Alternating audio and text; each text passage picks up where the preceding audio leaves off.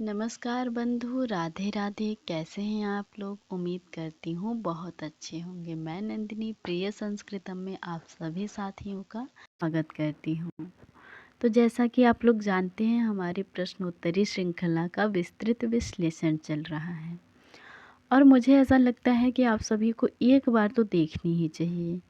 और यदि आप लोग देखते हैं, अच्छे से नोट्स बनाते हैं, प्रॉपर रिवीजन करते हैं तो बहुत लाभ होगा। मैं ऐसे ही कुछ प्रश्नोत्तरी, मान लीजिए प्रश्नोत्तरी सरल है लेकिन उसकी व्याख्या बहुत अच्छी हो जा रही है, उसका विश्लेषण बहुत अच्छा हो जा रहा है।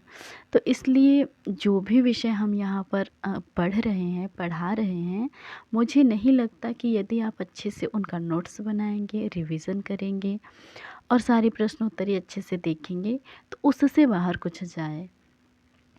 और जैसे कि हमने, आप देख सकते हैं, हमने वैदिक साहित्य का देखा है, उसमें भी हमने कोई भी प्रश्न ऐसा नहीं छोड़ा है जो पूछ ले और बाहर से आए, सब कुछ कवर किया है। और ऐसे ही हम दर्शन का कर रहे हैं, ऐसे ही व्याकरण और साहित्य का भी करेंगे। और जैसा कि हम जानते हैं कि हमारी जो परीक्षा है, अब अक्टूबर तो चल ही रहा है, अक्टूबर का अंत चल रहा है और दिसंबर में फिर हमारा एग्ज़ाम होना है। तो इतना जल्दी हम मूल पुस्तकें पढ़ के तो नहीं कुछ हो पाएगा, क्योंकि मूल पुस्तकें यदि हम पढ़ने भी बैठेंगे तो 3-4, इससे ज़्यादा यदि साहित्य की पुस्तकें ही लेके बैठेंगे तो हम पूरा नहीं हो पाएगा। तो अभी हम मूल पुस्तकों को भी आप थोड़ा थोड़ा खुद से पढ़ते रहिए या अन्य अन्य चैनलों से पढ़ते रहिए, लेकिन प्रश्नोत्तरी ज़रूर लगाइए। केवल मूल पढ़ के अभी ये परीक्षा तो नहीं पास की जा सकती है। तो ये हमारा परीक्षा नज़दीक है तो हमें प्रश्नोत्तरी का सहारा तो लेना ही पड़ेगा। और प्रश्नोत्तरी ये नहीं कि हाँ बस प्रश्न देखे, उत्तर देखे, चलो हटो हो गया, नहीं। विस्तृत विश्लेषण प्रश्नोत्तरी आपकी सार्थक तभी होती है जब आप उसका विस्तृत विश्लेषण करते हुए चलते हैं।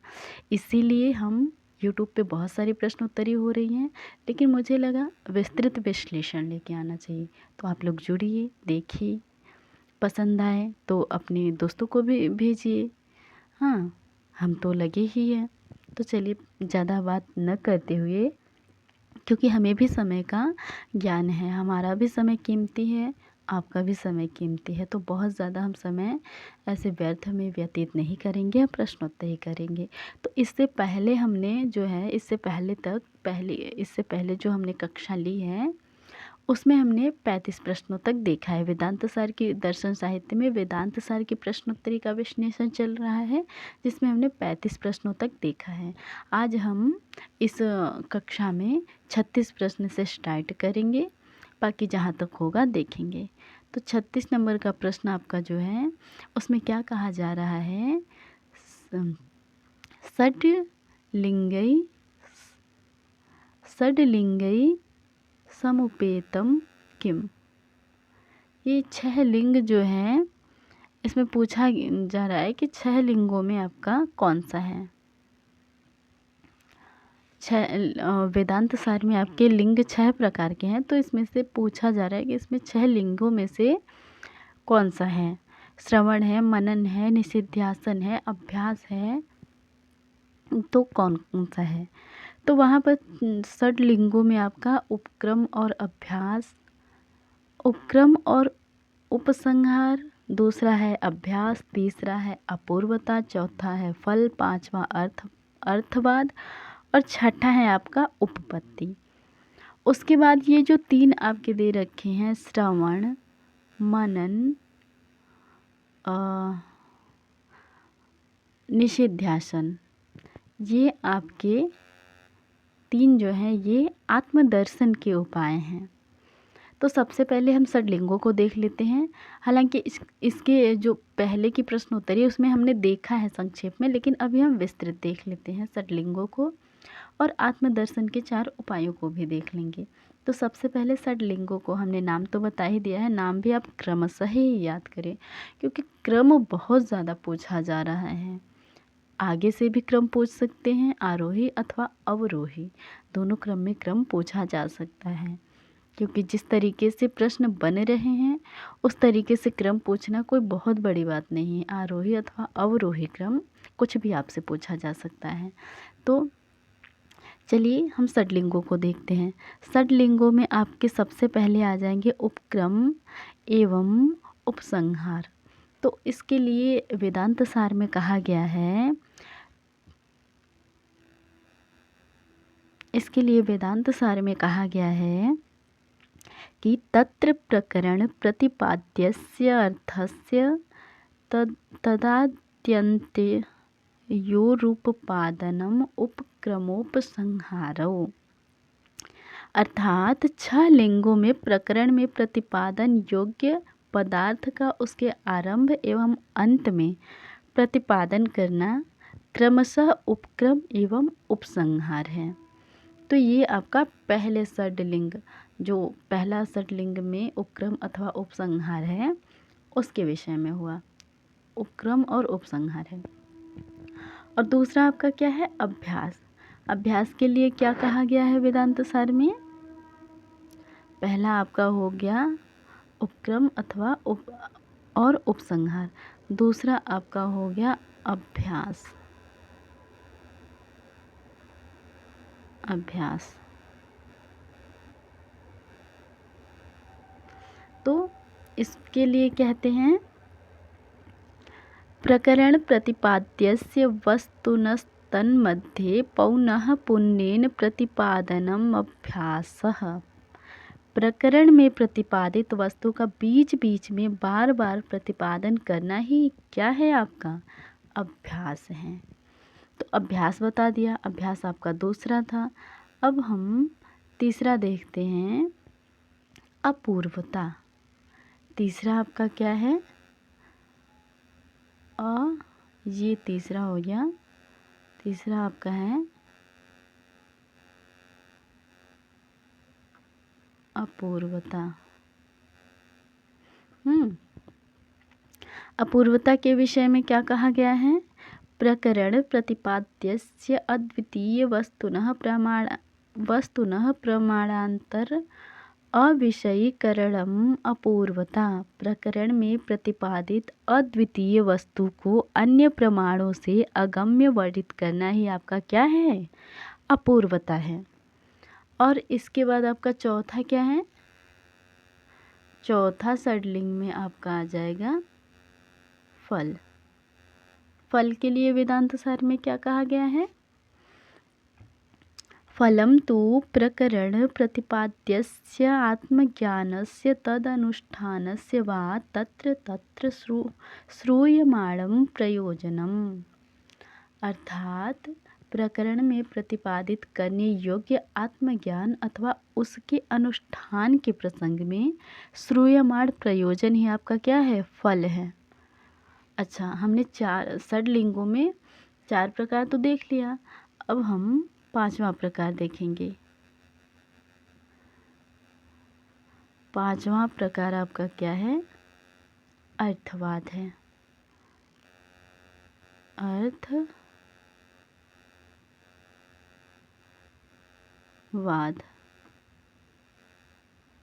ठीक। अर्थवाद के विषय में क्या कहा गया है? प्रकरण प्रतिपाद्यस्य तत्र तत्र प्रशंसनम अर्थवादः। प्रकरण में प्रतिपादित करने योग्य अद्वितीय वस्तु परम ब्रह्म की जहाँ जहाँ अवसर प्राप्त होने पर की गई प्रशंसा को अर्थवाद कहते हैं, ठीक है। और उसके बाद हम छठा आपका षडलिंग क्या है? उपपत्ति। छठा षडलिंग आपका क्या है? उपपत्ति।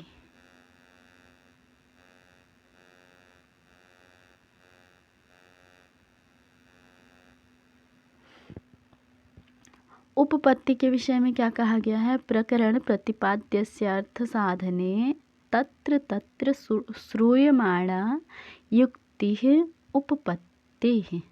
प्रकरण में प्रतिपादन योग्य अद्वितीय वस्तु परम ब्रह्म को प्रमाणित सिद्ध करने के लिए यत्र यत्र यत्र तत्र जो तर्क एवं युक्तियाँ प्रस्तुत की जाती हैं उसे ही उपपत्ति कहते हैं।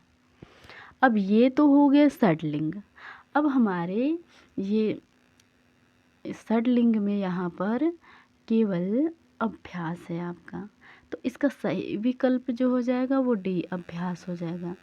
परंतु ये जो 3 है ये आपके आत्मदर्शन के उपाय ए बी सी, ये जो तीनों विकल्प हैं ये आपके आत्मदर्शन के उपाय के अंतर्गत आते हैं। तो अब हम आत्मदर्शन के उपाय देख लेते हैं। तो 4 हैं, कौन कौन से? श्रवण, मनन, निषिध्यासन, समाधि, अनुष्ठान। तो सबसे पहले हम श्रवण के विषय में देखते हैं। तो श्रवण के विषय में कहा गया है कि श्रवणम नाम षड्विध लिंगैः शेष वेदांता नाम अद्वितीय वस्तुनि तात्पर्यावधारणम, अर्थात संपूर्ण वेदांत सूत्रों का अद्वितीय वस्तु ब्रह्म में ही तात्पर्य है, यह निश्चय करना ही आपका क्या है? श्रवण है। और उसके बाद मनन के विषय में, मनन के विषय में क्या कहा गया है? मनन के विषय में आपका कहा गया है कि षड्लिंग युक्त वेदांत वाक्यों को समझकर निरंतर ब्रह्म का चिंतन करना ही आपका क्या है? मनन है। और उसके बाद निषिध्यासन आपका जो है, निषिध्यासन के विषय में कहा गया है एकमात्र ब्रह्म में विश्वास करना ही आपका क्या है? निषिध्यासन है। और इसके बाद आपका एक और आत्मदर्शन के उपाय बच जाते हैं, समाधि। समाधि के आपके 2 भेद हैं, सविकल्पक समाधि और निर्विकल्पक समाधि। इनका विश्लेषण किया जाएगा आगे आने वाले प्रश्नों में। इस प्रश्न के लिए मुझे लगता है इतना विश्लेषण उचित है। अब हम इस 36 नंबर प्रश्न का सही विकल्प आपका डी हो जाएगा। अब हम अगले प्रश्न की ओर बढ़ते हैं। अगला प्रश्न आपका क्या है?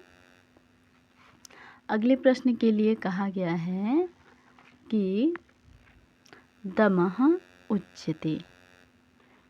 दम क्या है?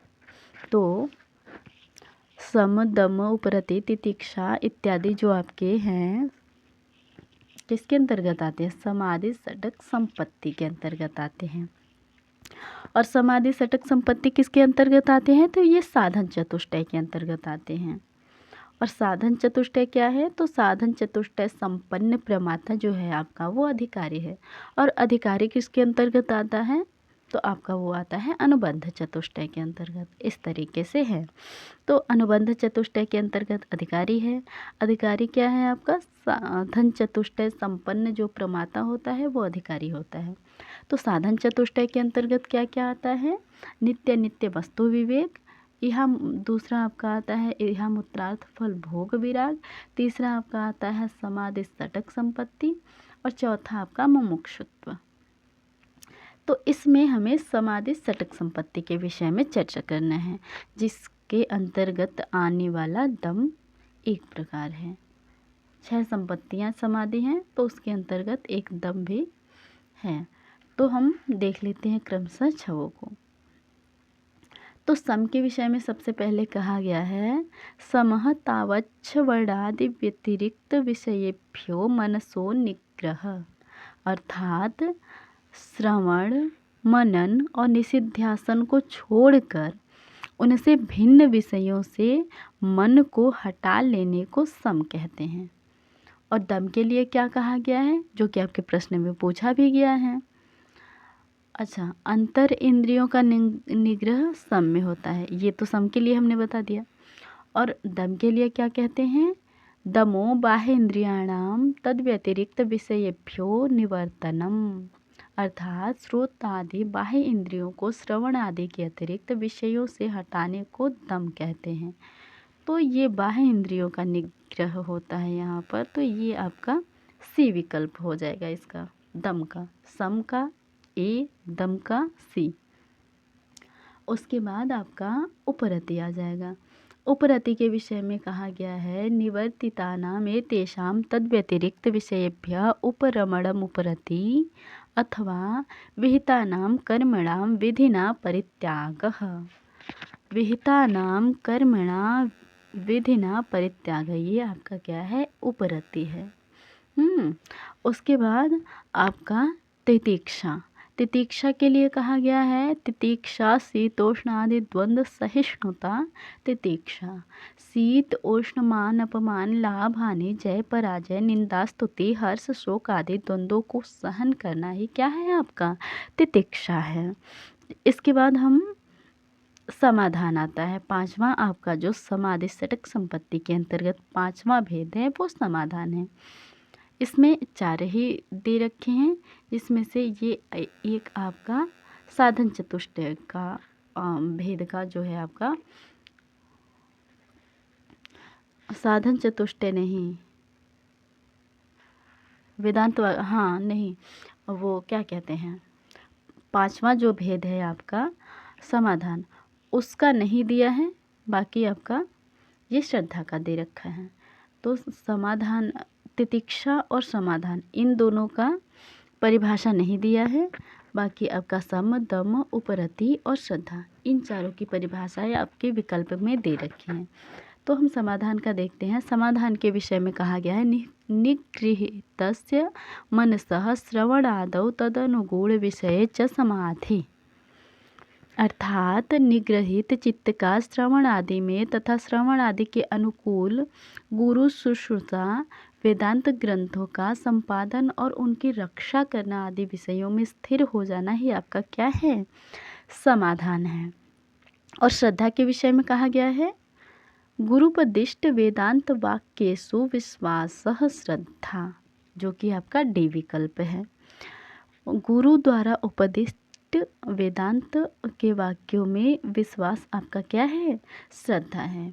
तो इस तरीके से हमारा षड्लिंग जो है, षड्लिंग नहीं क्षमा कीजिएगा, समाधि षटक संपत्ति के विषय में हमने चर्चा करी और उनके परिभाषाओं को देखा और समझा।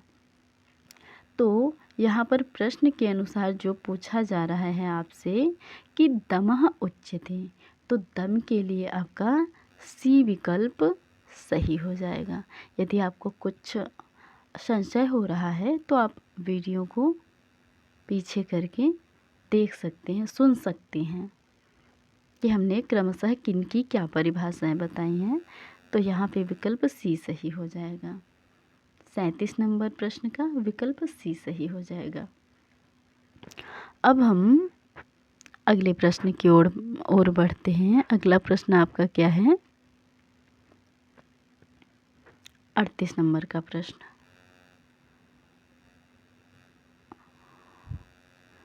38 नंबर प्रश्न में आपके ये प्रश्न कई बार आ जा रहा है, फिर भी हम आपको बता देते हैं। वेदांत सार में लिंग शरीराणि कति, कितने अवयव हैं वही पूछा गया है आपसे। तो षोडश हैं, पंचदश हैं, एकादश है अथवा सप्तदश हैं। तो इसमें बहुत ज़्यादा न घुमाते हुए हम आपको बता देते हैं, इसका सही विकल्प आपका जो है वो डी हो जाएगा। डी इसका सही विकल्प है। सूक्ष्म लिंग शरीर को सूक्ष्म शरीर भी कहते हैं। वेदांत सार में मुख्य रूप से 3 प्रकार के शरीर हैं, सूक्ष्म शरीर, स्थूल शरीर और कारण शरीर। स्थूल शरीर के भी आपके 4 भेद हैं, अंडज, श्वेतज, जरायुज, उद्भिज इत्यादि भेदोपभेद, इस प्रकार से 4 हैं। बाकी आपके सप्तदश अवयव हैं लिंग शरीर के। विशेष चर्चा हमने इनके पहले वाले वीडियो में कर ली है, तो बहुत विशेष चर्चा यहाँ नहीं करेंगे, क्योंकि ये प्रश्न मुझे लगता है 3 बार आ चुका है। पता नहीं कैसे ध्यान नहीं दिए होंगे, 3 बार आ चुका है। तो हम 39 नंबर प्रश्न की ओर चलते हैं। 39 नंबर प्रश्न में आपके क्या कहा गया है कि विज्ञानमय कोशो भवति। विज्ञानमय आपका जो कोश है वो होता है ज्ञान शक्तिमान कर्तृरूप, इच्छा शक्तिमान कर्तृरूप, क्रिया शक्तिमान कार्य रूप, क्रियात्मकत्वेन कार्य रूप। विज्ञानमय कोशो भवति। तो वेदांत सार में आपका कारण शरीर के अंतर्गत आता है 3 कोश आते हैं आपके। विज्ञानमय कोश, मनोमय कोश और प्राणमय कोश। विज्ञानमय कोश आपका जो है बुद्धि और पंच ज्ञानेंद्रियों से मिलकर बनता है। ये जो आपका कोश है वो आपका बुद्धि प्लस पंच ज्ञानेंद्रियों से मिलकर बनता है।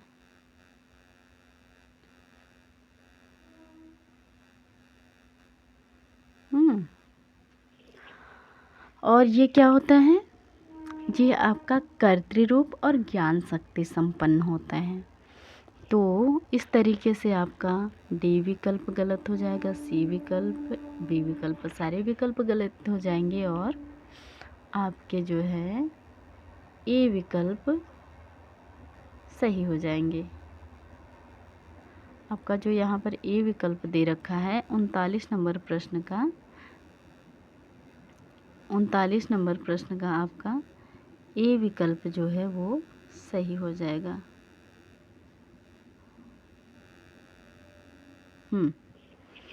तो और देख लेते हैं इसके विषय में। आपका कारण शरीर के अंतर्गत तीन कोश आते हैं, विज्ञानमय कोश, मनोमय कोश और प्राणमय कोश। तो हमने विज्ञानमय कोश को देख लिया कि ये बुद्धि और पंच ज्ञानेंद्रियों से मिलकर बना है, ये कर्तृरूप है और ज्ञान शक्ति संपन्न है। बाकी आपका मनोमय जो कोश है वो पंच ज्ञानेंद्रियों और मन से मिलकर बना है और ये करण रूप होता है और इच्छा शक्ति संपन्न होता है। और प्राणमय कोश आपका पंच ज्ञानेंद्रियाँ प्लस पंच प्राणवायु मिलकर बनते हैं और पंच कर्मेंद्रियाँ प्लस पंच प्राणवायु मिलकर, और ये कार्य रूप और क्रिया शक्ति संपन्न होता है। क्रिया शक्ति संपन्न और कार्य रूप, ये आपका हो गया तीसरा विकल्प जो है ये प्राणमय कोश आपका, ये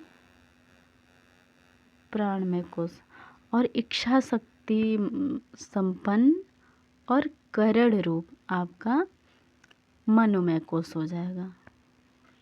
तो इस तरीके से आपके कारण शरीर के 3 कोश होते हैं और तीनों कोश के विषय में थोड़ी बहुत चर्चा करने योग्य बातों को हमने चर्चा कर ली।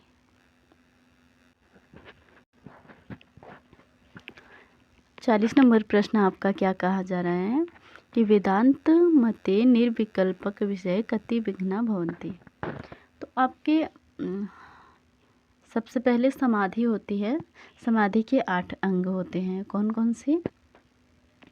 यम, नियम, आसन, प्राणायाम, प्रत्याहार, धारणा, ध्यान, समाधि, ये 8 अंग होते हैं।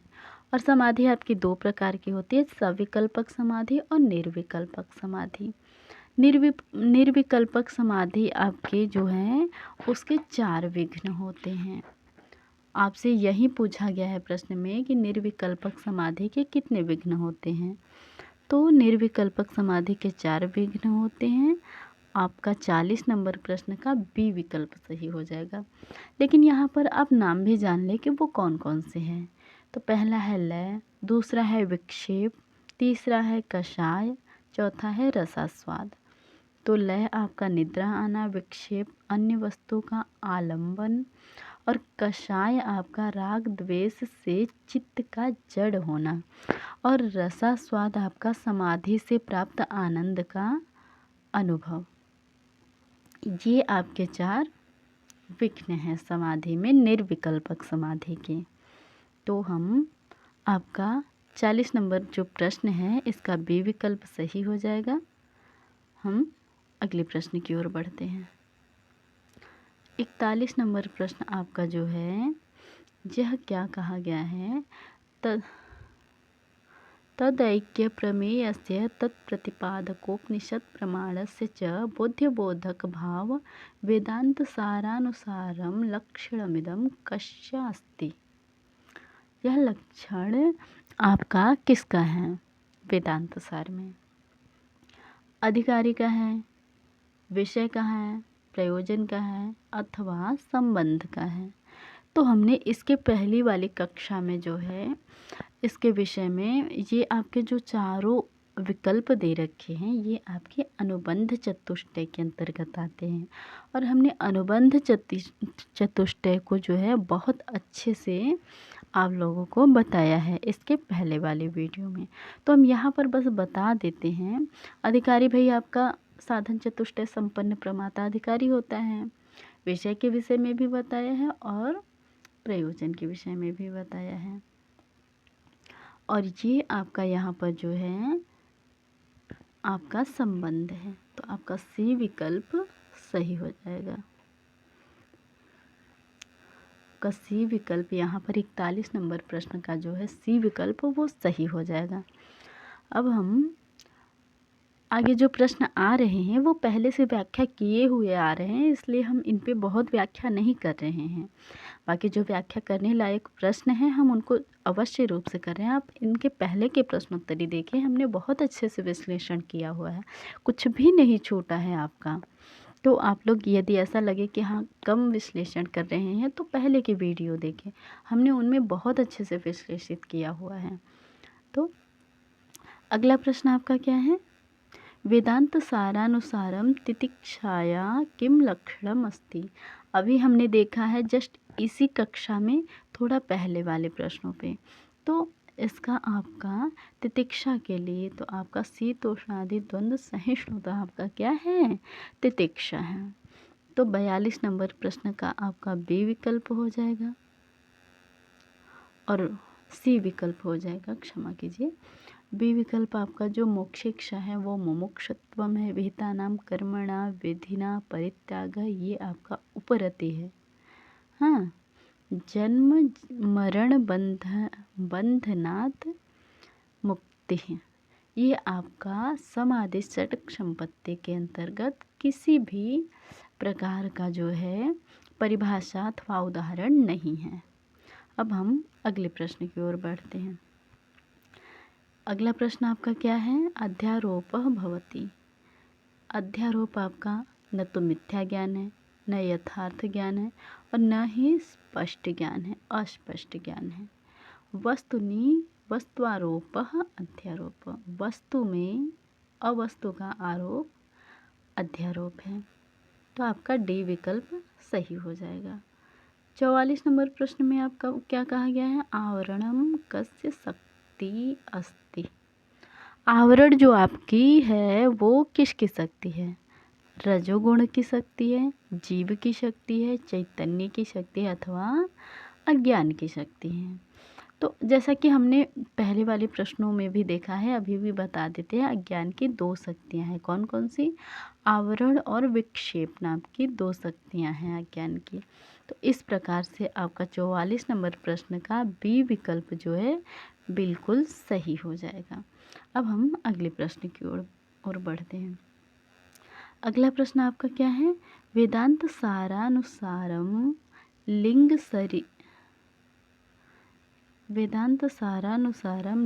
शरीरे कस्य गणना न भवति। लिंग शरीर में किसकी गणना नहीं होती है? तो बुद्धि की तो होती है भैया आपके, और मन की भी होती है। पंच ज्ञान इंद्रियां, पंच कर्मेंद्रियां, पंच प्राणवायु और आपकी बुद्धि और मन, ये आपके सप्तदश अवयव के अंतर्गत आते हैं लिंग शरीर अथवा सूक्ष्म शरीर में। तो ये बुद्धि और मन तो आते हैं, बाकी देख लेते हैं और कौन कौन से हैं। तो पंच प्राणवायु भी आते हैं, ये भी आपके आ जाएंगे। लेकिन वहाँ पर सप्तदश अवयव के अंतर्गत आकाश की कोई चर्चा नहीं करी गई है। तो आकाश आपका डी विकल्प जो है 45 नंबर प्रश्न का डी विकल्प बिल्कुल सही हो जाएगा। तो हम अगले प्रश्न की ओर बढ़ते हैं। अगला प्रश्न मुझे लगता है अंतिम प्रश्न भी होगा, क्योंकि 50 प्रश्न थे, लेकिन बाकी के 4 प्रश्न जो हैं वो एकदम जो है कि कहते हैं कि दोबारा रिपीट हैं, तो इसीलिए हम उनको नहीं लिए हैं। ये वेदांत सार का अंतिम प्रश्न है। तो चलिए देखते हैं। प्राश्चितानि कर्माणि भवन्ति। भाई कर्म भी आपके सबसे पहले जब शुरू होता है वेदांत सार अधिकारी के विषय में चर्चा की जाती है, तो वहीं पे 4 प्रकार के कर्मों की भी चर्चा की जाती है। हमने बहुत अच्छे से विश्लेषित किया हुआ है, आप पिछली वाली वीडियो अवश्य देखें। तो यहाँ पे प्रायश्चित कर्म आपका जो है वो ब्राह्मण हनन नहीं है। आप इधर चलिए। हाँ, और ज्योतिष्टोम आदि भी नहीं है। संध्या वंदन आपका नित्य है। ब्राह्मण हनन आपका निषिद्ध है। ज्योतिष्टोम आपका नैमित्तिक है, नैमित्तिक या काम्य होगा, ये थोड़ा सा संशय है। बाकी चंद्रायण आपका प्रायश्चित कर्म है। चंद्रायण आपका जो है वो प्रायश्चित कर्म है, इसमें कोई संशय नहीं है। हम आपका संशय दूर करते हैं। बस 1 मिनट। आपका ज्योतिष्टोम जो है, ज्योतिष्टोम दिया है ना, तो ज्योतिष्टोम आपका काम्य कर्म है। काम्य कर्म है। और हनन आदि आपका निषिद्ध कर्म है। ब्राह्मण हनन आदि निषिद्ध कर्म है। बाकी चंद्रायण आपका डी विकल्प यहाँ पे सही हो जाएगा। 46 नंबर प्रश्न का आपका डी विकल्प सही हो जाएगा। इस तरीके से हमने वेदांत दर्शन साहित्य में वेदांत सार की प्रश्नोत्तरी देखी। अब हम अगली कक्षा से दर्शन साहित्य में ही किसी और ग्रंथ की प्रश्नोत्तरी लेके आएंगे, जो कि यूजीसी नेट 25 कोड के संस्कृत के पाठ्यक्रम में लगा हुआ है। आप लोग हमारी कक्षा देखें, परीक्षा तक आप लोगों को बहुत ही ज़्यादा लाभ होगा। इसलिए कक्षा से जुड़ें, चैनल को सब्सक्राइब करें, लाइक करें, कमेंट करें, और हाँ, कुछ कमियां लगे तो वो भी अवश्य बताएं। तो हम कक्षा को समाप्त करते हैं। धन्यवाद।